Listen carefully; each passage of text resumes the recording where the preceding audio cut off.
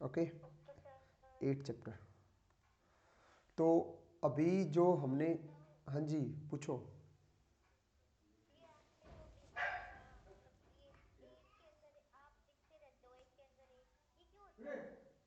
समझा नहीं मैं, क्या पूछ रहे हो आप? अच्छा, ये ओबीएस का इंटरफेस है। जैसे मैं अभी आपके सामने अगर क्रोम खोलूँ, बाद में बताऊंगा, ठीक है, लेक्चर के लास्ट में। ओके।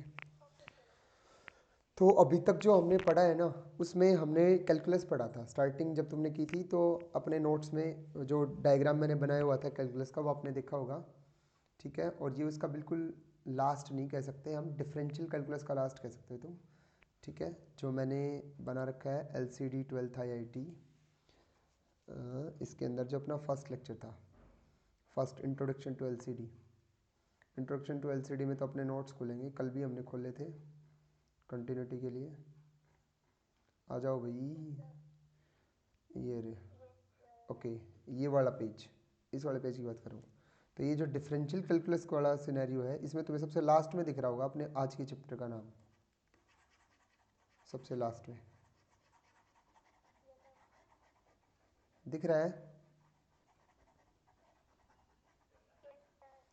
तो हमने स्टार्टिंग यहीं से की थी, अपने नोट से पढ़ा था हमने। हमने बोला था आइजैक न्यूटन सर और GW लेबनीज, इन दोनों ने अराउंड 17th सेंचुरी में कैलकुलस के बारे में बहुत कुछ बोला था, ठीक है। उसके बाद कैलकुलस दो पार्ट्स में डिवाइड हो जाता है, differential calculus and integral calculus. Integral calculus हम लोग पढ़ चुके हैं, डिफरेंशियल कैलकुलस के 2 चैप्टर आपके रहते हैं, वो अभी हम पढ़ रहे थे। सो लिमिट्स आप लोग 11th क्लास में पढ़ के आते हो। हमने अपने नोट्स के स्टार्टिंग में लिमिट्स को पढ़ा था जब हमने 6 चैप्टर पढ़ा, कंटिन्यूटी एंड डिफरेंशियबिलिटी। उसके बाद कंटिन्यूटी आती है, फिर डिफरेंशियबिलिटी, और फिर डिफरेंशिएशन करते हैं, methods of differentiation, 7th chapter, जो अभी अभी हमने कंप्लीट किया है अपने इन लेक्चर्स में, राइट। अभी लास्ट जो है वो है अप्लीकेशन ऑफ डेरिवेटिव। तो इस चैप्टर के अंदर मेनली हम करेंगे क्या बच्चों, इस चैप्टर में हम ये सीखेंगे कि हमने जो अभी तक डेरिवेटिव पढ़ा है उसका यूज़ कहाँ पे हो रहा है। हम इन बातों के बारे में जानेंगे कि सर ये इतना बड़ा ये डेरिवेटिव डेरिवेटिव पावर नीचे आ जाएगी, बेस का कर दो, फलाना ढिमकाना, डेरिवेटिव ऐसे करते हैं इसलिए होता है, ये सब क्यों किया हमने, हमारे काम कहाँ पे आएगा। तो ये चैप्टर उसके बारे में बताएगा। किसी भी चीज़ की जो एप्लीकेशंस होती हैं वो आपको यही बताती हैं कि जो चीज़ आपके पास है, जो टूल आप लिए बैठे हो, वो यूज़ कहाँ पे होगा, राइट। ये राइटिंग इतनी गंदी क्यों आ रही है, एप्लीकेशन ऑफ डेरिवेटिव्स। तो जो आप लोग कोई भी लगा सकते, जैसे हम क्लास में एग्जांपल लेते थे स्क्रू ड्राइवर का, है ना, लेते थे ना, कोई भी आपके पास स्क्रू ड्राइवर है तो वो कहाँ पे काम आएगा, स्क्रू ड्राइवर कहाँ पे काम आएगा, किसी भी नट बोल्ट को ऐसे ओपन करने में, वो इजीली ओपन हो जाता है। जैसे ही आपको उसके टाइप का नट बोल्ट दिखेगा, आपके माइंड में सीधा स्ट्राइक करेगा कि ये चीज़ किससे खुल सकती है। जो चीज़ उसको ठीक करने में यूज़ होती है, आपके माइंड में वो डायरेक्ट आएगी कि ये उससे हो सकता है, राइट।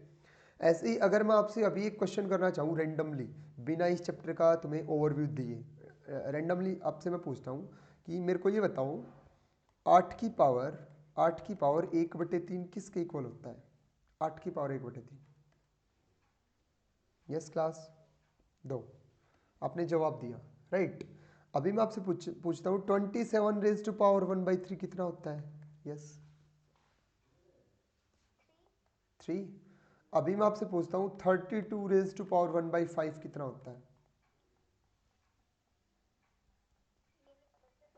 2, राइट, क्योंकि 32 को 2 की पावर 5 लिख सकते हो, ठीक है। सेम क्वेश्चन अभी करने जा रहा हूँ, अब बताना, अब आएगा मजा। मैंने 8 की पावर 1/3 पूछा तो उन्हें बताया, मैं चलो इसके आसपास ही पूछता हूँ, 8 की पावर 1/4 बता दो, 8 की पावर 1/4।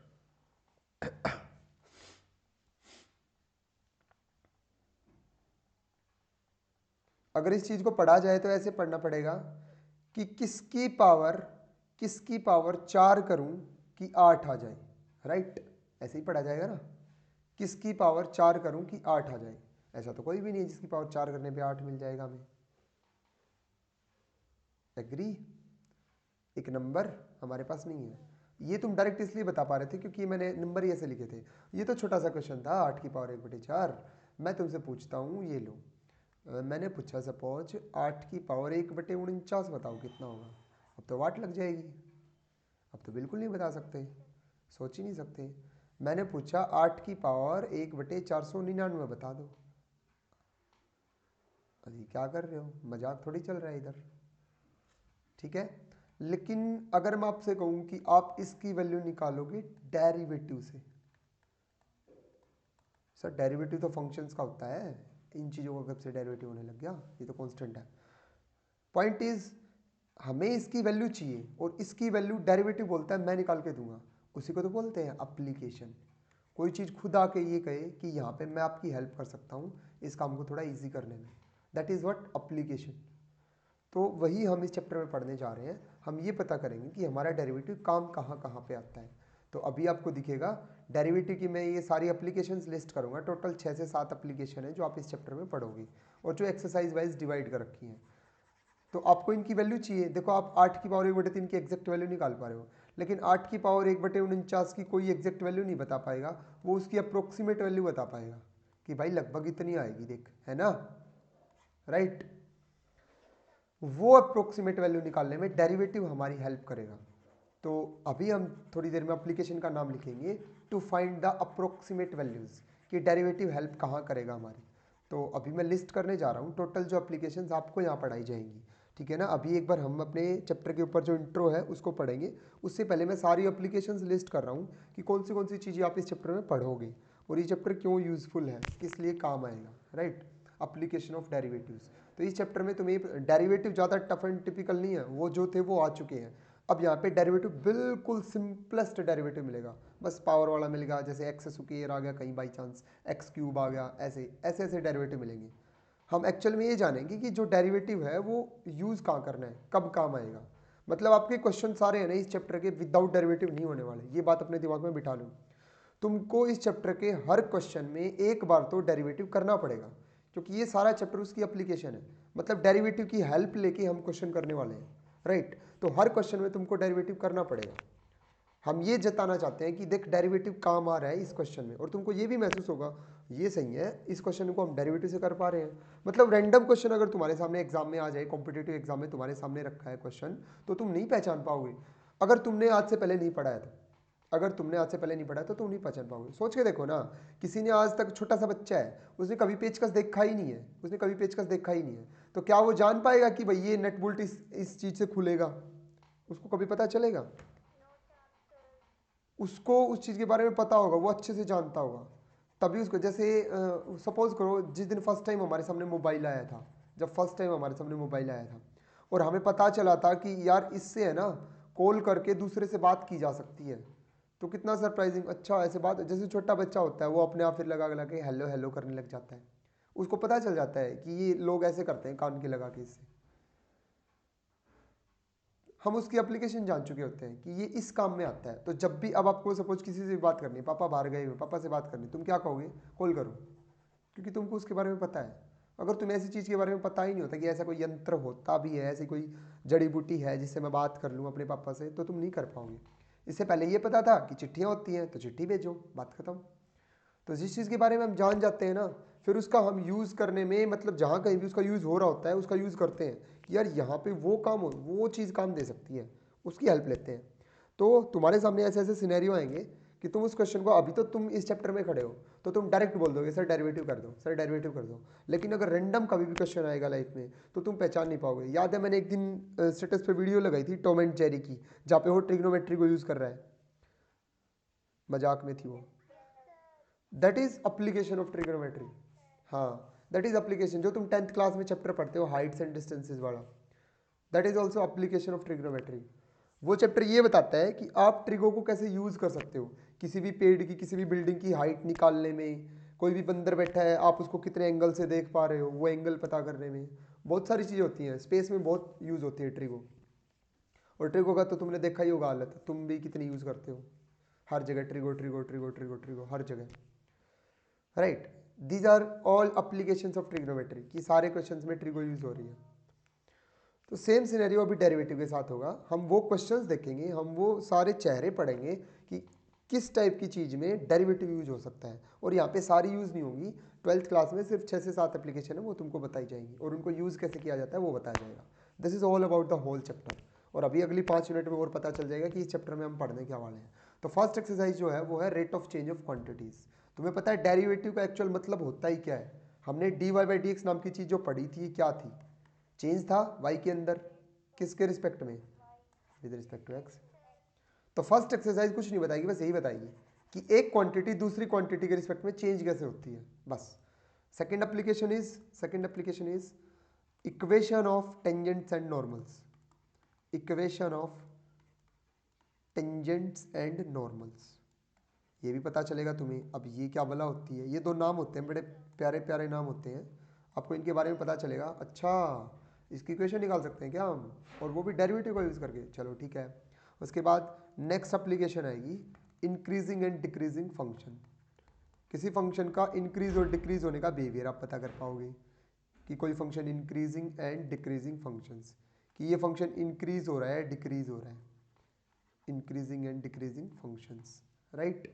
उसके बाद नेक्स्ट एप्लीकेशन आएगी फोर्थ नंबर पे local maxima and local minima, right. उसकी मैक्सिमम और मिनिमम वैल्यू निकालने में, local maxima and local minima, ठीक है। इसको हम एक कॉमन नाम दे सकते हैं कि टू फाइंड द मैक्सिमम या फिर minimum value of a function, to find the maximum and minimum value of a function. And minimum, हाथ ही नहीं चल रहे, पता नहीं सर्दी की वजह से नहीं चल रहा। Minimum value of a function, writing खराब आ रही मेरी, बिल्कुल भी मेरे को ये अच्छी नहीं लग रही। उसके बाद नेक्स्ट एप्लीकेशन आएगी बच्चों to find approximate values, to find approximate values. अभी अभी जो मैंने आपसे क्वेश्चन किए थे वो इसी के रिगार्डिंग थे, टू फाइंड अप्रोक्सीमेट वैल्यूज। और लास्ट एप्लीकेशन आएगी practical applications, practical application. Practical applications को आप ये भी बोल सकते हो questions based on daily life, questions based on daily life. Questions नहीं, प्रॉब्लम लिखना चाहिए था हमें, problem based on real life. Real life की कुछ सिचुएशंस जो स्टेटमेंट पढ़ के आपको ये नहीं पता चलेगा इसमें डेरिवेटिव यूज होगा, लेकिन वो चीज़ें डेरिवेटिव यूज कराएंगे। मिट जा भाई, क्या हो गया? Problems based on real life, वो जो 8.6 है अपनी बहुत बड़ी, वो उसका नाम है ये। तो this is all about the whole chapter, कि इस चैप्टर में आप पढ़ने क्या वाले हो, ठीक है ना। ये जो मैंने दो मिक्सअप करके लिख दिए ना, ये सारा सिनेरियो उसका local maxima and minima, absolute maxima and minima, वो सब इसमें आ जाता है किसी भी फंक्शन की मैक्सिमम और मिनिमम वैल्यू निकालने में। कोई भी क्वेश्चन तुमसे पूछ सकता है, ऐसे कह सकता है भाई ये है function x square minus 2x plus 1, ये बताइए इस फंक्शन की बड़ी से बड़ी क्या वैल्यू आ सकती है। छोटे जैसे साइन एक्स होता है ना, उसके बारे में तुम्हें पहले ही बता दिया जाता है, साइन एक्स की मैक्सिमम वैल्यू क्या होती है, वो तो इसकी डोमेन और रेंज के बारे में हमें नॉलेज है इसलिए हम बता पाते हैं, और इसकी मिनिमम वैल्यू होती है -1। ऐसे तुम किसी भी फंक्शन के बारे में बता सकते हो कि इस फंक्शन की मैक्सिमम से मैक्सिमम वैल्यू क्या आएगी और मिनिमम वैल्यू क्या आएगी, एंड उसमें यूज़ किसका होगा। देखो मैक्सिमम मिनिमम वैल्यू बताना हंसी खेल नहीं है, लेकिन डेरिवेटिव आके बोलता है कि मैं बताऊंगा, बहुत आराम से बता दूंगा, टेंशन मत लो तुम। पता नहीं क्या हो गया, ये इतना स्लो क्यों चल रहा है भाई, दिक्कत कहाँ है? आवाज़ प्रॉपर आ रही बच्चों? लैपटॉप को तो लैपटॉप में मैंने डिस्क हार्ड डिस्क भी डलवा रखी, प्रॉपर CD ड्राइव। ये क्या हो रहा है पता नहीं। ये देखो अब सारा चला गया, पता नहीं क्या हो रहा है इसको।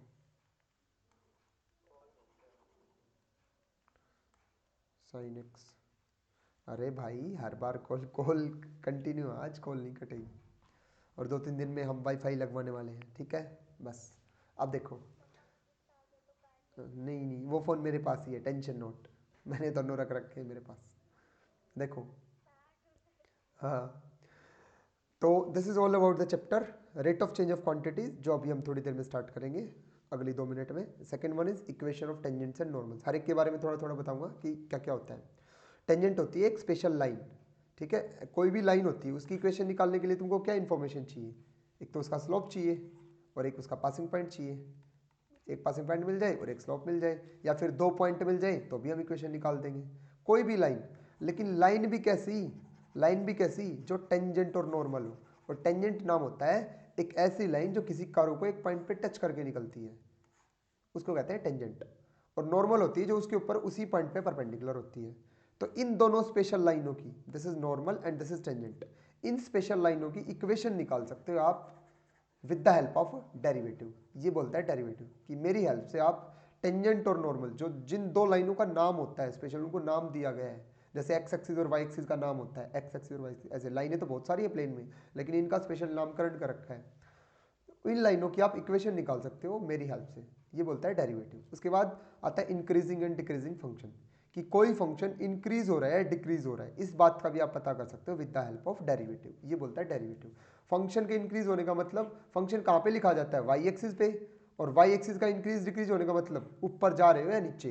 तो फंक्शन अगर इंक्रीज हो रहा होगा ना तो उसकी कर्व ऐसे जाएगी, ऊपर ऊपर ऊपर ऊपर जाती रहेगी, दिस इज कॉल्ड इंक्रीजिंग। क्या बोल रहे हो आप? ओके और फंक्शन के डिक्रीज होने का मतलब आपका ग्राफ ऊपर से नीचे आ रहा है, दिस इज कॉल्ड डिक्रीजिंग। तो ज़्यादा एलेबोरेशन आएगी भाई जब हम पर्टिकुलर इस एप्लीकेशन को पढ़ रहे होंगे, थोड़ा थोड़ा बता रहा हूँ कि क्या क्या चीज़ें होती हैं। तो फंक्शन का ग्राफ इंक्रीज करेगा या डिक्रीज करेगा, इसके बारे में डेरिवेटिव ने बोला मैं बताऊंगा तुमको, और गारंटी के साथ बताऊंगा और जल्दी बताऊंगा, राइट। उसके बाद लोकल मैक्सिमा एंड मिनिमा, तो किसी फंक्शन की मैक्सिमम या मिनिमम वैल्यू निकालने में हम डेरिवेटिव की हेल्प लेंगे। उसके बाद टू फाइंड अप्रोक्सीमेट वैल्यूज, जैसे मैंने आपके सामने अभी स्टार्टिंग में क्वेश्चन किए थे, उन क्वेश्चंस का जवाब ढूंढने के लिए भी डेरिवेटिव यूज होता है, ठीक है, अप्रोक्सीमेशन करने के लिए, इर्द गिर्द की वैल्यू निकालने के लिए। उसके बाद practical applications based on daily life, जैसे मैंने आपसे कह दिया, एक क्वेश्चन बोलता हूँ प्रैक्टिकल एप्लीकेशन का, जैसे मैंने तुमसे कहा भाई आपके पास है 19 है, 19 को दो ऐसे नंबर्स में तोड़ो, 19 को दो ऐसे टुकड़ों में तोड़ो जिनकी प्रोडक्ट है ना, जब आप उन नंबर्स की प्रोडक्ट करो वो सबसे मैक्सिमम आए, सबसे मैक्सिमम आई। जैसे मैंने तोड़ दिया 10 और 9 में, 10 और 9 की मल्टीप्लाई कितनी, 90। फिर मैंने उसको तोड़ा 11 और, फिर मैंने उसको तोड़ा 11 और 8 में, इनकी मल्टीप्लाई कितनी, 88। फिर मैंने उसको तोड़ा और देख लो 12 और 7 में, उनकी मल्टीप्लाई कितनी, 84। मतलब मैं ऐसे कर करके देखूंगा, सबको तोड़ तोड़ के देखूंगा, और फिर मेरे को पता चलेगा और कि भाई हाँ 90 सबसे ज़्यादा आ रही है, 88, 84। क्या?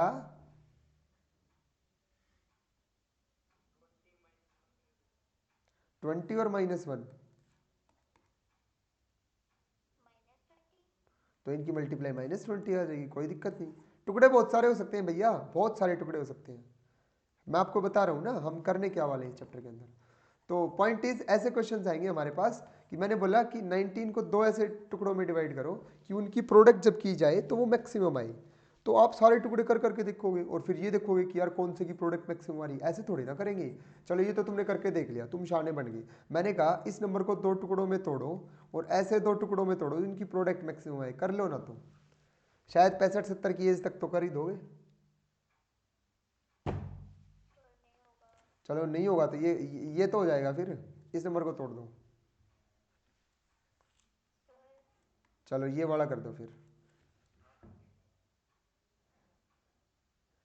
इस नंबर को दो ऐसे टुकड़ों में तोड़ना है कि उनकी प्रोडक्ट मैक्सिमम आ जाए। तो पॉइंट इज हम ये सब करके नहीं देखने वाले थे, डेरिवेटिव ने बोला मैं बताऊंगा भाई, फटाक से बताऊंगा, चाहे कितना भी बड़ा नंबर हो, वो हमें मेथड देगा, प्रॉपर डायरेक्शन देगा। तो ऐसे क्वेश्चंस जो प्रैक्टिकल लाइफ के, सॉरी रियल लाइफ के हैं, उन क्वेश्चंस को हम डील कर पाएंगे। जहां पे बात आएगी, देखो मैंने बोला प्रोडक्ट मैक्सिमम होनी चाहिए, तो जहां पे ये वर्ड आ जाते हैं ना मैक्सिमम मिनिमम, वहां पे डेरिवेटिव चल के आ जाता है, मैं बताता हूँ रुको, राइट, ठीक है। सपोज एलपीपी में भी ऐसे क्वेश्चंस के साथ हम डील करते थे, ऑप्टिमाइजेशन वाले क्वेश्चंस के साथ, कि हमें हमारा प्रॉफिट मैक्सिमम चाहिए, कॉस्ट मिनिमम चाहिए। एलपीपी वर्क करती है एक पर्टिकुलर डोमेन में जहाँ पे लीनियरिटी मेंटेन रहती है, इक्वेशन लीनियर हो, और यहाँ पे ऐसा कुछ नहीं मिलने वाला था, यहाँ पे फंक्शन की डिग्री इंक्रीज होने वाली थी। F of x equal to sine x cos x मिल गया, sine x into tan square x फलाना दिमकाना, ऐसा बहुत सारा हैवी सा फंक्शन मिल गया। तो वहाँ थोड़ी ना एलपीपी काम आएगी, एलपीपी तो खुद बोलती है लीनियर प्रोग्रामिंग प्रॉब्लम, वहाँ पे तो लीनियरिटी मेंटेन रहनी चाहिए। लेकिन डिग्री बढ़ो चाहे कुछ भी हो, डेरिवेटिव बोलता है मैं सबके साथ डील कर लूँगा, कोई दिक्कत नहीं है। तो अब ऐसी प्रॉब्लम्स आएंगी, सपोज मैंने बोला कि भाई मेरे को ऐसे ऐसे कुछ बिजनेस करना है और उस बिजनेस में मेरे साथ ऐसा होना चाहिए कि भाई मेरा प्रॉफिट मैक्सिमम हो जाए। तो वही जहाँ पे मैक्सिमम वर्ड आया यहाँ वहाँ पे डेरिवेटिव चल के आ जाता है फिर, राइट। तो रियल लाइफ की सिचुएशंस तुम बहुत सारे पढ़ोगे, क्वेश्चंस में आएंगी। उन क्वेश्चन को देख के जब वो पेपर रैंडम क्वेश्चन में आ जाता है किसी कॉम्पिटेटिव एग्जाम में, ऐसे बोल देता है कि इसकी मैक्सिमम से मैक्सिमम वैल्यू निकाल के दिखाओ, बड़ी लंबी चौड़ी स्टेटमेंट आ जाएगी, और फिर उस स्टेटमेंट को पढ़ के ऐसे यार कैसे करूँ कैसे करूँ। जिसने नहीं पढ़ रखा होगा ना डेरिवेटिव एओडी, वो नहीं कर पाएगा। जिसने एओडी पढ़ रखा होगा, जिसने वो पेचकस देख रखा होगा, जिसने वो चीज़ देख रखी होगी, वो उसको उठा के यूज़ करेगा। अरे मैक्सिमम मिनिमम वैल्यू तो डेरिवेटिव निकाल के देगा ना, उससे निकालते आ जाओ, वहाँ से फिर आप उस क्वेश्चन को डील कर पाओगे। This is all about the chapter कि हम इसके अंदर करेंगे क्या। ये टोटल 6-7 एप्लीकेशंस हैं जो आप पढ़ोगे, ठीक है। तो फर्स्ट एप्लीकेशन स्टार्ट करते हैं, रेट ऑफ चेंज। अभी आप अपने इंट्रोडक्शन पढ़ सकते हो जो आपकी बुक में है साथ साथ। The students are by now quite familiar with the derivatives. बच्चे अब डेरिवेटिव के बारे में बिल्कुल जानते थे। These derivatives have a wide range of applications in science, engineering, social sciences and various other fields. In this chapter we shall discuss in new application of derivatives. हम एक नई एप्लीकेशन, फ्यू न्यू नहीं भाई, few कुछ applications पढ़ेंगे हम। इन particular अब उनके नाम बता रहे हैं। We shall learn the use of derivatives to determine the rate of change of quantities. First of all हम rate of change of quantities के बारे में बात करेंगे। फिर बंदा बोल रहा है to find the equation of tangent and normal. फिर कह रहा है टू फाइंड द मैक्सिमम और minimum values of a function. फिर कह रहा है to find the intervals on which the function is increasing और डिक्रीजिंग। फिर कह रहा है to find the approximate values of quantities. आप अप्रोक्सीमेशन करना सीखोगे। चैप्टर का ओवरव्यू क्लियर हुआ। अब बात करते हैं अपनी फर्स्ट एप्लीकेशन की जो कि है rate of change of quantities, right. अब बात करते हैं अपनी फर्स्ट एप्लीकेशन की, rate of change of quantities. पता नहीं इसको मार कर को और इस पेन को भी क्या हो गया, कुछ साथ नहीं दे रहा। हो जा भाई सेलेक्ट, क्या हो गया तेरे को, नाराज हो गया, ये देख रहा सेलेक्ट ही नहीं हो रहा। हो जा भाई, नाराज हो गया भाई, ये तो फुल इसी को करना पड़ेगा।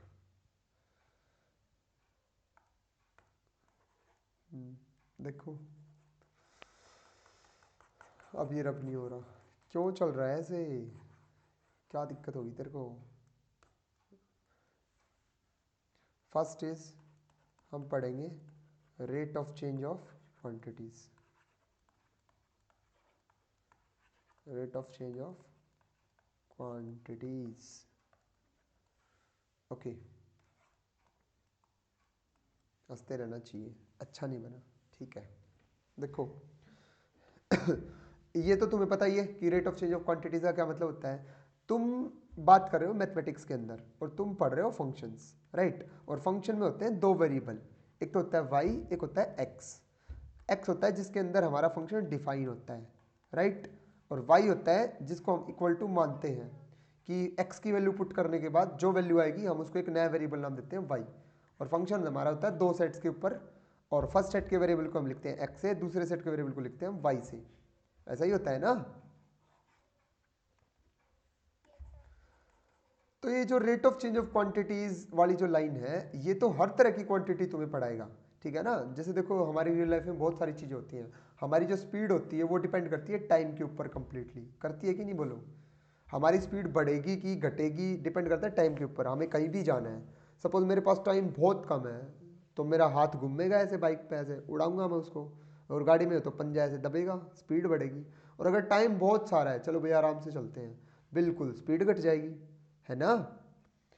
तो एक क्वांटिटी दूसरी क्वांटिटी के ऊपर डिपेंड करती है और उसके अकॉर्डिंग वो वेरी करती है कि आप कितना बढ़ोगे कितना घटोगे, दिस डिपेंड्स। आपस में चीज़ें डिपेंड करती हैं एक दूसरे के ऊपर।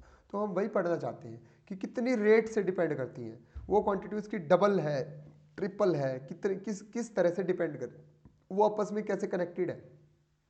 जैसे ये है y equal to x square minus 2x plus 1, ये फंक्शन दे दिया। ये दोनों फंक्शन जैसे देखो y equal to x square, simple सा फंक्शन लिखता हूँ। जो y है वो कैसे बढ़ रहा है, उसकी रेट कैसे बढ़ रही है, दिख रही है ये तो अलग से ही। जब x को 1 पुट करोगे तो y की वैल्यू कितनी आएगी, 1 आएगी। x को 2 पुट किया तो 4 आएगी, 3 पुट किया तो 9 आएगी। रेट देखो कितनी, मतलब स्क्वायर रेट चेंज हो रही है कि x और y का ये रिलेशन है कि वो उसके स्क्वायर से बढ़ेगा।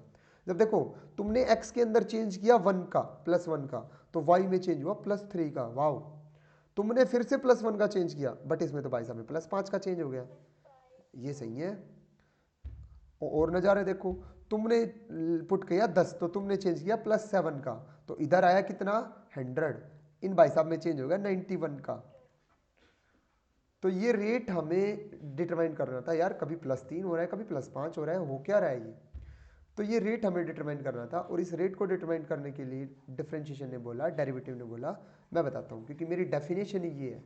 मेरी डेफिनेशन खुद ये बोलती है, dy/dx वर्ड का मतलब क्या होता है बच्चों, जिस दिन हमने फर्स्ट टाइम बनाया था, याद करो, ये फॉर्मूला था हमारे पास, f(x + h - f(x) upon h और लिमिट h टेंड्स टू 0, और ये जो नीचे h आया था ये ऐसे आया था, x + h - x। बताओ ऐसे आया था ना। तो हमने डेरिवेटिव का फॉर्मूला ऐसे बनाया था, हमने बोला था कि हम किसी भी x वैल्यू पे खड़े हैं और x से हम चले गए x + h पे, x के ऊपर फंक्शन की वैल्यू क्या आएगी f(x), और x + h पे क्या आएगी f(x + h)। हमें चेंज देखना था, तो हमने फंक्शन में चेंज देखा, final value minus initial value, पहले वाली वैल्यू माइनस कर दी, final value minus initial value, ठीक है।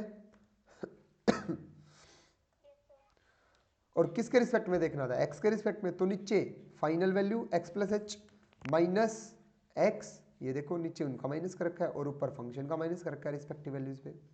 और फिर बोला कि जो x में चेंज किया था, कितना चेंज किया, h का चेंज कर रखा है ना, x में h का चेंज कर रखा है, वो h है ना, वो चेंज बहुत स्मॉल होना चाहिए, वेरी वेरी स्मॉल। वो चेंज जब वेरी वेरी स्मॉल होगा तब उस चीज को क्या लिखा जाएगा, f'(x), डेरिवेटिव लिखा जाएगा। अब इन्हीं बातों को अगर y और x से लिखा जाए, तो मैंने बोला था अगर आप खड़े हो x पे और आप चले गए x + Δx पे, तो x के ऊपर फंक्शन की वैल्यू आई y, और x + Δx पे वैल्यू आई y + Δy। एग्री। तो y में चेंज कितना आया, y में चेंज कितना आया, इसमें से ये माइनस करोगे तो Δy, और अपॉन में इसमें कितना आया Δx, और जो चेंज किया था Δx वो वेरी वेरी स्मॉल होना चाहिए, तब इस कंप्लीट का नाम क्या होता है dy/dx, तब ये डेरिवेटिव बनता है। और एक्चुअल में निकालते हम चेंज ही है यहाँ पे, Δy/Δx इज व्हाट चेंज। तो आ जाओ पढ़ो, अपनी बुक में प्रॉपर लिखा हुआ है, when any variable y varies with another variable x according to the rule y = f(x)। ये बंदा इस बात से ही कह रहा है कि y फंक्शन है x का, then dy/dx may be considered as the rate of change of y with respect to x। तो आई थिंक ये बात तुम्हें क्लियर हुई होगी कि dy/dx वर्ड अपने आप में क्या डिनोट करता है, बोलो। ये वर्ड dy/dx किस बात को डिनोट करता है, ये रेट ऑफ चेंज बताता है y की विद रिस्पेक्ट टू x। आगे बढ़ सकते हैं, ओके नेक्स्ट। उसके बाद बंदा बोल रहा है x और y दोनों फंक्शन है किसी अलग पैरामीटर के, x भी फंक्शन है t का, y भी फंक्शन है t का। तो ये बारे में तुम्हें मेरे को आई थिंक बताने की जरूरत नहीं है, तुम लोग समझदार हो, पैरामीट्रिक फंक्शन हम पढ़ के आए हैं। x से क्या आ जाएगा dx/dt, y से क्या आ जाएगा dy/dt। अब किसी को अगर डेरिवेटिव चाहिए dy/dx तो क्या करना था, डिवाइड करना था, डिवाइड डिवाइड डिवाइड, dy/dt को डिवाइड करेंगे dx/dt से, ठीक है, तो हमारे पास डेरिवेटिव आ जाएगा। बोलो आगे चले। अब कुछ फिजिक्स की डेफिनेशंस दे रखी है तुमको समझाने के लिए। वेलोसिटी नाम की जो चीज होती है वो क्या होती है, rate of change of displacement with respect to time. Agree. उसके बाद तुम्हें एक्सेलरेशन नाम की चीज दे रखी है कि एक्सेलरेशन क्या होती है, rate of change of velocity with respect to time. Velocity की वैल्यू पुट कर रहा हूँ v की वैल्यू, v हटा के बस v की वैल्यू पुट कर रहा हूँ, v क्या होता है, v की वैल्यू पुट कर दो ds/dt, तो ये डबल डेरिवेटिव हो गया, कर दो डबल डेरिवेटिव d2s/dt², d2s/dt²। तो बंदे ने कहा भाई ऐसा है, जब भी तेरे को एक्सेलरेशन निकालनी हो, चाहे तो वेलोसिटी का फर्स्ट डेरिवेटिव कर दियो अगर तेरे पास वेलोसिटी है, तो अगर तेरे पास डिस्प्लेसमेंट है तो उसका डबल डेरिवेटिव कर दियो, एक्सेलरेशन आ जाएगी। और ऐसे क्वेश्चन कॉम्पिटेटिव में आते हैं, तुमको डिस्प्लेसमेंट दे रखी होती है टी का फंक्शन ऐसे t² - 2t+1 ऐसे दे दिया, और तुमसे पूछ लेता है एक्सेलरेशन, तो सीधा सा हिसाब इसका डबल डेरिवेटिव करना है। ठीक है, इसका डबल डेरिवेटिव करना है d2s बाई dt स्क्वायर। अगर तुम्हें यहाँ पे s ना दे के दे रखी होती वेलोसिटी दे रखी होती s की जगह v, तो तुम्हें सिंगल डेरिवेटिव करना था, वो तुम्हारी आती एक्सेलरेशन। ठीक है, these are called rate of change. उसके बाद दो डेफिनेशन है बच्चों, मार्जिनल कॉस्ट और रिवेन्यू कॉस्ट। ठीक है, मार्जिनल रिवेन्यू, ये दोनों क्या होते हैं, क्वेश्चन में आएंगे तब अच्छे समझ आएंगे, अभी थोड़ा सा एक्सप्लेन कर रहा हूँ। मार्जिनल कॉस्ट वर्ड का मतलब क्या होता है, सुनना। तुम्हें मेन काम इस पूरे चैप्टर में करना है डेरिवेटिव बस। अब हो क्या रहा था, जैसे मैंने बोल दिया कि भाई एक पेन है ना, एक पेन 5 रुपए का है, मैंने रेट फिक्स कर दिया, एक पेन 5 रुपए का है, तो 100 पेन कितने रुपए के हो जाएंगे, 500 के, कोई दिक्कत नहीं। ठीक है, अगर मैं इसी बात को, मैंने मेरी कॉस्ट को बोला कि मेरी कॉस्ट है ना इस बात पे डिपेंड करती है 3x square minus 2x plus 1। अरे ये क्या लिख दिया सर आपने, मैंने लिख दिया यहाँ पे x जो है ना वो है number of pens, number of pens है वो, x जो है वो क्या है बच्चों, नंबर ऑफ पेन्स, और c है मेरी कॉस्ट। मैं फैक्ट्री में पेन बना रहा हूँ और मैंने बोला कि मेरे पेन की कॉस्ट, जैसे जैसे देखो ये सारी चीज़ बनी कैसे सर, सपोज मैंने बोला कि एक पेन आता है 5 रुपए का, और एक कॉपी, जैसे हमारी एलपीपी में करते थे हम, एक पेन 5 रुपए का आता है और एक कॉपी आती है 10 रुपए की। मैं एक्स तो पेन लेके आया और वाई कॉपी लेके आया, टोटल पैसे कितने हो गए, 5x प्लस 10y। ऐसे गिवन कंडीशन से हम बनाते थे ना इक्वेशन, जो जो गिवन कंडीशन होती है उसको पुट करते जाओ, बन जाएगी। ऐसे ही ये इक्वेशन बनी है बच्चों, ये वाली इक्वेशन, इस इक्वेशन को समझना। ये c है cost function, c for cost, और वो कॉस्ट डिपेंड कर रही है कंप्लीटली किसके ऊपर, नंबर ऑफ पेन्स के ऊपर, और वो इस फॉर्मूले से डिपेंड कर रही है। कहने का मतलब अगर तुम्हें कॉस्ट निकालनी है एक पेन की, मतलब पेन बना एक, तो x की वैल्यू 1 पुट कर लो इसमें, तुम्हें एक पेन का पता चल जाएगा इतनी कॉस्ट लगी है। तो कितनी कॉस्ट लगी है एक पेन की, कितनी कॉस्ट लगी है, 2 रुपये, दो दो दो दो दो, राइट, बोलो। अगर तुम्हें पता करना है कि पेन बने हैं दो, पेन बने हैं दो, तो दो पेन कितने रुपए के बने होंगे। अब ये मत सोचना एक पेन दो, वो थी फिक्स कॉस्ट, देखो ऊपर समझा दिया था, एक पेन 5 रुपए का है तो दो 10 रुपए कैसे, ये इसके ऊपर डिपेंड कर रही है। तो यहाँ पे दो पुट करो, अब 12 माइनस 4 प्लस 1, कितने कितने रुपए लग जाएंगे, 9। दो पेन के 9 रुपए लग जाएंगे जब आप दो पेन बनाओगे तो। अब वो नहीं पता हमें क्या लग रहा है, लेबर चार्ज लग रहा है या इलेक्ट्रिसिटी ज़्यादा लग रही है मशीन में बनाने में, क्या कुछ हो रहा है, उन सबको कलेक्ट करके हमने ये फंक्शन बना रखा है, सारी कंडीशंस को देख के ये फंक्शन बन गया था। अब तुम्हारा जो भी खर्चा आएगा वो इस फंक्शन से निकल के आएगा। कहने का मतलब तुम्हें किसी भी चीज़ की कॉस्ट देगा ना, वो ऐसे किसी का फंक्शन देगा। तो अब ये सी किसका फंक्शन है, एक्स का फंक्शन है, और फंक्शन में डेरिवेटिव काम करते हैं। तो बंदा कह रहा है कभी भी अगर मार्जिनल कॉस्ट निकालनी हो ना, तो आप उसका डेरिवेटिव कर देना, D C by D X निकाल देना, तो कितना आ जाएगा 6x माइनस 2, ये इसकी मार्जिनल कॉस्ट आ जाएगी।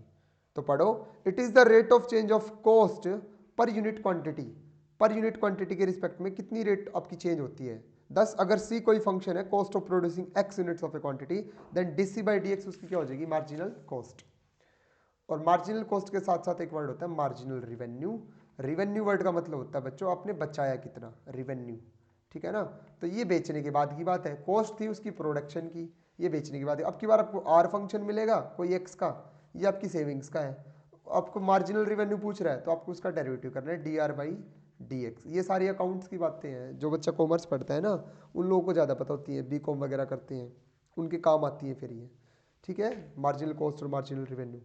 तो डी आर बाई, अगर आर रिवेन्यू है obtained by selling x units, बेचने के बाद आपको इतना रिवेन्यू मिला, और आपको मार्जिनल रिवेन्यू पता करनी है तो आप उसका डेरिवेटिव कर देना, वो अगर एक्स का फंक्शन है तो यहाँ पे काम कौन आया, डेरिवेटिव। डेरिवेटिव ने बोला अगर मार्जिनल रिवेन्यू या फिर मार्जिनल कॉस्ट पता करनी हो तो आपके फंक्शन का डेरिवेटिव कर देना, जो निकल के आएगा वो आपकी मार्जिनल रिवेन्यू या फिर मार्जिनल कॉस्ट निकल के आएगा। बात समझ आई, आगे चलूं। अब दो बातें करनी है भाई, खास बातें। ठीक है ना, दो बातें करनी, खास बातें, क्वेश्चंस इन्हीं के ऊपर डिपेंड है, ये दो खास बातें क्या होने वाली। ठीक है ना, फर्स्ट इज, अगर तुम्हें सामने वाला बोल दे, बता के, वो तुम्हें बताएगा प्रॉपर, वो तुम्हें बताएगा कि इस क्वांटिटी का रेट ऑफ चेंज निकालो, रेट ऑफ चेंज निकालो विद रिस्पेक्ट टू दिस, बताएगा, बोलेगा विद रिस्पेक्ट टू इसके निकालो, तो तुम्हें डेरिवेटिव उसी के रिस्पेक्ट में करना है जो वो बोले। बात समझ आई? बताएगा, वो तुम्हें बताएगा खुद से कि find rate of change of this quantity with respect to this. With respect to X बोल ले तो एक्स के रिस्पेक्ट में डेरिवेटिव कर देना, विद रिस्पेक्ट टू टी बोल ले तो टी के रिस्पेक्ट में कर देना, विद रिस्पेक्ट टू जेड बोल ले तो जेड के रिस्पेक्ट में कर देना। जब तक वो नहीं बोले ना तब तक तुम्हें नहीं करना है डेरिवेटिव। वो जैसे ही बताए कि find the rate of change of this quantity with respect to R, तो आर के रिस्पेक्ट में डेरिवेटिव करना है डी बाई डी आर। बात समझ आई? दूसरी बात, इन क्वेश्चंस में जो मेन सिनेरियो वो ये है, अगर वो ना बताए, अगर वो ना बताए कुछ भी, सिंपल ये बोल दे कि find the rate of change. अगर वो ना बताए find the rate of change, सिर्फ ये बोल दे बस, उसने पूछा रेट ऑफ चेंज, तो बच्चों वो बाय डिफॉल्ट पूछ रहा होता है टाइम के रिस्पेक्ट में, तुम्हें डेरिवेटिव करना है टी के रिस्पेक्ट में। बाय डिफॉल्ट तुम्हें डी बाई डी टी निकालना, कोई भी हो, एक्स का फंक्शन हो, टी के रिस्पेक्ट में डेरिवेटिव कर देना आंख बंद करके बस, क्योंकि हर चीज टाइम के रिस्पेक्ट में चेंज होती ही होती है। तुम खुद चेंज हो रहे हो, तुम्हारी उम्र घटती जा रही है टाइम के रिस्पेक्ट में, धीरे धीरे तुम बूढ़े होते जा रहे हो, ठीक है ना। हर चीज टाइम के रिस्पेक्ट में चेंज होती ही रहती है। तो बाय डिफॉल्ट अगर क्वेश्चन में नहीं मिले, बहुत सारे क्वेश्चन आएंगे जिनमें लिखा नहीं मिलेगा, सिर्फ ये बोलेगा find the rate of change, तो समझ जाना टाइम के रिस्पेक्ट में डेरिवेटिव करना है। सपोज मैंने फंक्शन दे दिया ये F of x equal to this X square minus 2x plus 1, मैंने कह दिया find the rate of change of this function, तो तुम्हें करना है D by D T of this function, बस डी बाई डी टी कर दो। करना एक्स स्क्वेयर का 2x और x का dx बाई डी टी, ये मत भूल जाना बस। पावर का पावर के अकॉर्डिंग होगा, पावर आगे आ गई, लेकिन बारी जब x की आए ना तो x का derivative dx by D T मत भूलना। माइनस 2 कॉन्स्टेंट है, x का derivative dx by D T, और 1 का 0।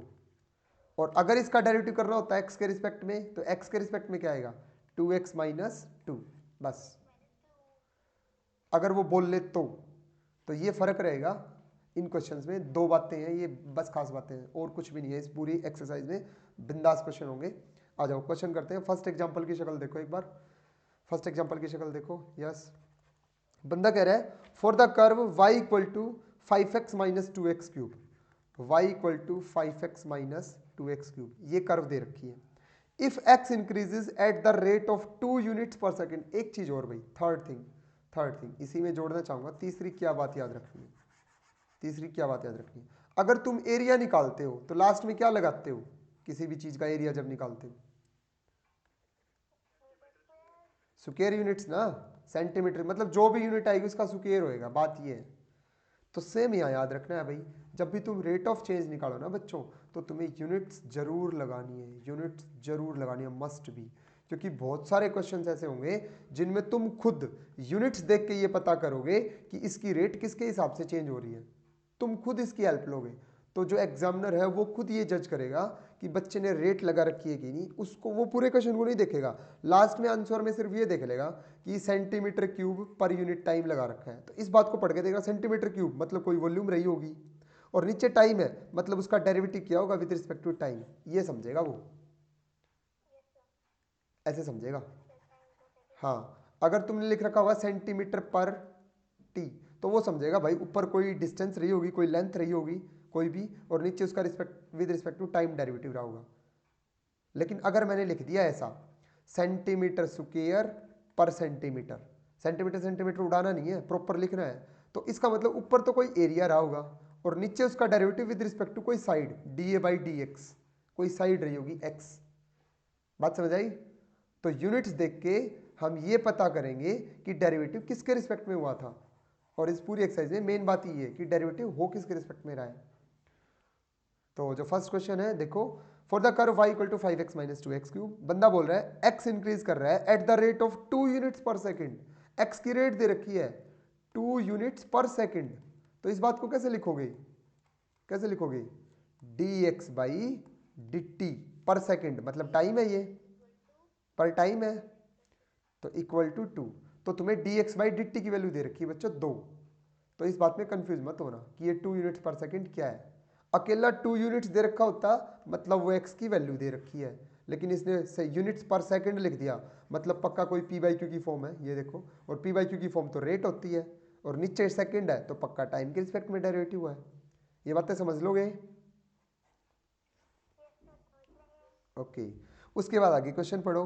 देन कह रहा है then how fast is the slope, how fast is the slope of the curve changing when X equal to 3। हर क्वेश्चन में ये वैन वाली बात जुड़ी होगी हर क्वेश्चन में। तो ये जो वैन एक्स इक्वल टू 3 है ना, एक वैल्यू दे रखी होगी वैन के बाद, इसका काम क्वेश्चन के बिल्कुल लास्ट में होगा। इसका यूज हमेशा बिल्कुल लास्ट में, जब तुम रेट निकाल चुके होगे ना उसके बाद में वो वैल्यू पुट करनी है, उसको शुरू में मत छेड़ना, इस एक्स को पड़ा रहने दो। वैन के बाद वाली सारी स्टेटमेंट बिल्कुल लास्ट में यूज करनी है। तो इस बंदे ने कहा how fast is the slope changes, how fast is the slope, बंदा पूछ रहा है स्लोप किस रेट से चेंज होगा।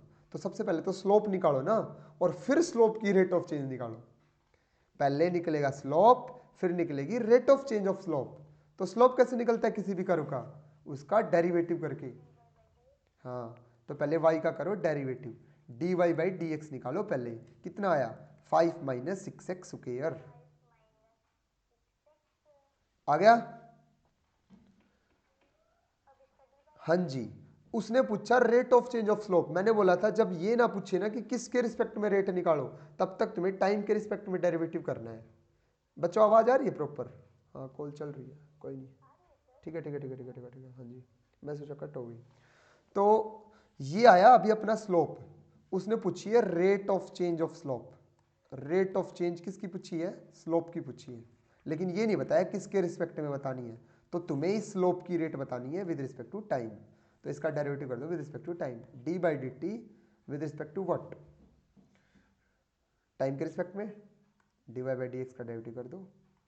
तो ये आ जाएगा D by D T of D Y by D X. 5 का डेरिवेटिव 0, और इसका और बता दो मेरे को, बताओ। 5 का डेरिवेटिव 0, माइनस 6 कॉन्स्टेंट है, एक्स स्क्र का 2x into D x by D T. और ये d x by D T जो अराइज हुआ ना, ये इसीलिए अराइज हुआ क्योंकि इसकी वैल्यू उसने पहले दे रखी थी सबसे ऊपर, और अगर वो तुम्हें नहीं लिखनी आई यूनिट्स देख के तो तुम फिर मारे जाओगे, घूमते रहना वहाँ ताली बजाना बैठ के, यार ये d x by D T कहाँ से आएगा आप। तो यूनिट्स देख के हमें लिखना है चीज़ को। उसने एक्स की रेट ऑफ चेंज दे रखी थी पर सेकंड, तो ये d x by D t दे रखा था, यहाँ पे वैल्यू नीचे पुट कर दो उसकी 2। तो इक्वल टू आया -6 इंटू 2x, और इंटू में D x by D T की वैल्यू है 2। अब ये रेट ऑफ चेंज आ गई, अब यहाँ पे x की वैल्यू पुट करो।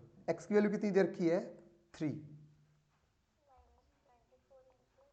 अब इसको कंप्लीट को कैलकुलेट कर लो, 12 36 72 कितना आ गया? हाँ जी हाँ जी बोलो।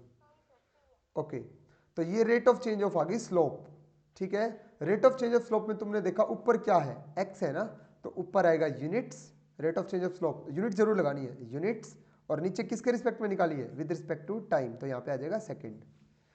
टाइम के रिस्पेक्ट में जब भी निकालोगे तो नीचे सेकंड आएगा, समझ गए? ऐसे करने हैं क्वेश्चंस। सेकंड एग्जांपल और पढ़ लो, और आइडिया आ जाएगा अच्छा सा कि क्या है इनके अंदर। सेकंड एग्जांपल पढ़ लीजिए। बंदा कह रहा है the side of square sheet of metal is increasing at the rate of 3 centimetre पर मिनट। क्वेश्चन देखते ही सबसे पहले बोलना है लेट ए स्क्वायर। सबसे पहले वो जो फिगर के बारे में बात कर रहा है वो फिगर बनानी है, कंसीडर ए स्क्वायर। सबसे पहले उसको कंसीडर करके चलोगे, मिट जा भाई। ओके सबसे पहले कंसीडर ए स्क्वायर, जो फिगर उसने बात की, अब यहाँ पे फिगर्स आएंगी बहुत सारी क्वेश्चन में। कंसीडर ए स्क्वायर, उसकी साइड मानना पहले, नहीं मिटेगा ये आज तो है ना, बस पिटेगा ये। देखो कितने धीरे धीरे मिट रहा है, मिट ही नहीं रही ये डॉट।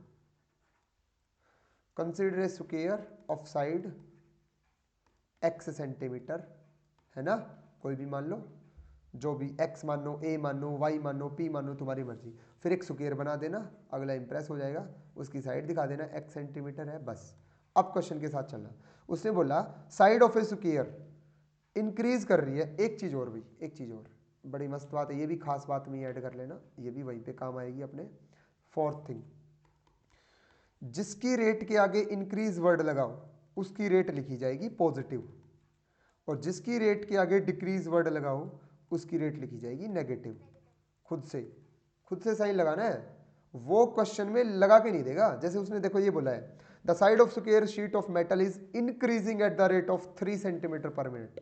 अगर वो ये भी बोलता ना decreasing eight the rate of, तब भी वो 3 सेंटीमीटर ही लिखता। लेकिन जब हम लिखते ना क्वेश्चन में, तब हम उसको -3 लेते, हम +3 नहीं लेते। सारा सीन पलट जाएगा। तुम्हारा आंसर इधर -72 आ रहा है ना, -72 आ रहा है, इसका मतलब तुम्हारा स्लोप डिक्रीज हो रहा है। तुम ये बोल सकते हो, ये इसकी सिग्निफिकेंस है। नेगेटिव साइन इस बात को डिनोट करता है कि आपकी रेट डिक्रीज हो रही है। तो स्लोप की वैल्यू, अगर rate of change of slope -72 आई, मतलब हमारा स्लोप डिक्रीज हो रहा है। बात समझ आई? और उसकी डिक्रीजिंग रेट क्या है? 72। -72 नहीं है, डिक्रीजिंग रेट 72 है। बोलने में, डिक्रीज बोलने में नेगेटिव साइन अपने आप इंक्लूड हो जाता है, लिखने में अलग से लगा के दिखाना है। इंग्लिश की लैंग्वेज में इंक्लूड हो जाता है माइनस का साइन डिक्रीज वर्ड में। डन? ओके, उसके बाद इस क्वेश्चन को देखो। इस बंदे ने बोला रेट आपकी इंक्रीज हो रही है एक्स की, ठीक है? तो एक्स की रेट कैसे लिखोगे? एक्स हमने साइड मानी है, तो D x by D T 3 centimetre पर सेकेंड ऐसे लिखना है तुमको। पर मिनट लिख रखा है, तो आप नीचे मिनट लिख दोगे, MIN डॉट, ठीक है? उसके बाद उसने बोला at what rate is the area increasing when the side, when के बाद वाली बात सबसे लास्ट में फिर कह रहा हूं, ठीक है? ओके, तो आप बोलना अगर साइड एक्स थी, अब तुम एरिया भी लिख पाओगे, वरना एरिया क्या लिखते? अब तुम लिख पाओगे एरिया कितना हो जाएगा इसका? X square. तो ये तुम्हारा मेन फंक्शन है जिस पे तुम्हें काम करना है, इसकी रेट पे तुम्हें काम करना है। तो इसकी रेट तुम्हें निकालनी है। और इसने नहीं बोला कि find the rate with respect to side, इसने सिंपल बोला find the rate of change of area, बस। तो डेरिवेटिव होगा टाइम के रिस्पेक्ट में, D A by D T कितना आएगा?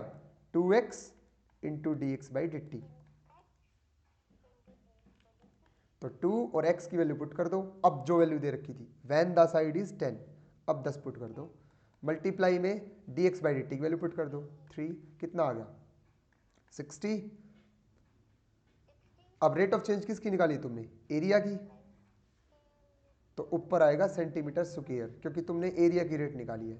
नीचे आएगा पर मिनट, क्योंकि इसने पहले ही मिनट के रिस्पेक्ट में दे रखा था। कर लोगे? कर लोगे? ऐसे करने हैं भाई क्वेश्चंस। तो अगर कोई डाउट हो इस एक्सरसाइज के क्वेश्चन करना, 16 क्वेश्चंस हैं। और ये चैप्टर शिद्दत के साथ करना, आगे बहुत काम आता है, बहुत ज़्यादा काम आता है एओडी। और बच्चे भागते हैं इस चैप्टर से कि यार एओडी नहीं आता, और ऐसा होएगा बस पूछो मत। हाँ जी, कोई नहीं, ठीक है? ओके, आज के लिए इतना ही, थैंक यू। एक सेकंड रुकना, ये क्या हो गया आज, इसको ऐसे क्यों कर रहा है?